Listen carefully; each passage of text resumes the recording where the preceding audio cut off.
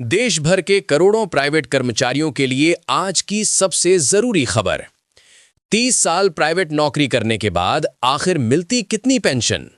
क्या आपको सरकारी कर्मचारियों जैसी पेंशन मिलेगी?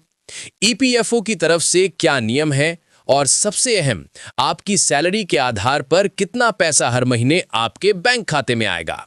दोस्तों, इन सभी सवालों का पूरा कैलकुलेशन आपको इसी वीडियो में मिलेगा, तो वीडियो को अंत तक ध्यान से देखें।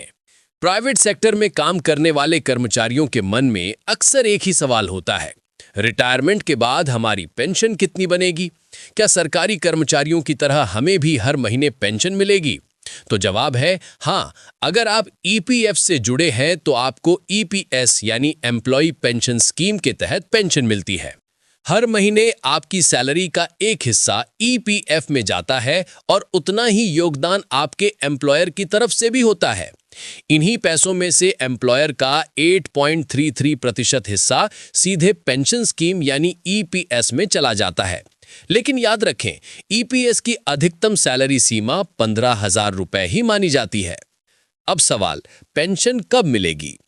ईपीएफओ के नियम साफ कहते हैं, मासिक पेंशन पाने के लिए कम से कम 10 साल की सर्विस जरूरी है। 58 साल की उम्र में पेंशन मिलती है और अगर आप चाहें तो 50 साल में कम पेंशन भी ले सकते हैं, जिसे रिड्यूस्ड पेंशन कहा जाता है। लेकिन अगर आप 10 साल पूरा होने से पहले नौकरी छोड़ देते हैं तो आपको मासिक पेंशन नहीं मिलेगी। आपको सिर्फ ईपीएस में जमा पैसा एक मुश्त यानी लमसम वापस मिलेगा। अब सबसे बड़ा सवाल, 30 साल नौकरी करने पर कितनी पेंशन मिलेगी? ईपीएफ पेंशन का फॉर्मूला बेहद आसान है। पेंशन बराबर पिछले 60 महीने की औसत सैलरी गुणा कुल सर्विस वर्ष भाग 70। यहां ईपीएस सैलरी की अधिकतम सीमा 15,000 रुपए ही मानी जाएगी। मान लीजिए किसी कर्मचारी की ईपीएस सैलरी 15,000 रुपए है और उसने 30 साल तक नौकरी की है, तो कैलकुलेशन होगा 15,000 गुणा 30 भाग 70 यानी 6,428 रुपए प्रति माह। यानी रिटायरमेंट के बाद कर्मचारी को 6,428 रुपए की मासिक पेंशन मिलेगी। ये राशि आज की तारीख में ईपीएस के नियमों के हिसाब से काफी सामान्य मानी जाती है। अब बात करते हैं फैमिली पेंशन की। अगर कर्मचारी की मृत्यु हो जाती है तो उसके परिवार को ईपीएफओ की तरफ से फैमिली पेंशन दी जाती है। यह पेंशन पत्नी, बच्चों या अनाथ बच्चों को मिल सकती है। इसके लिए परिवार को फॉर्म 10D या कंपोजिट क्लेम फॉर्म अंतिम नियोक्ता यानी एम्प्लॉयर के जरिए ईपीएफओ में जमा करना होता है।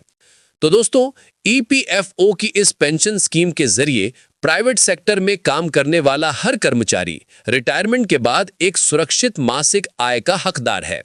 अगर आप भी नौकरी पेशा हैं तो इस वीडियो को अपने दोस्तों और सहकर्मियों तक जरूर शेयर करें, ताकि हर कोई अपनी पेंशन का सही प्लान बना सके।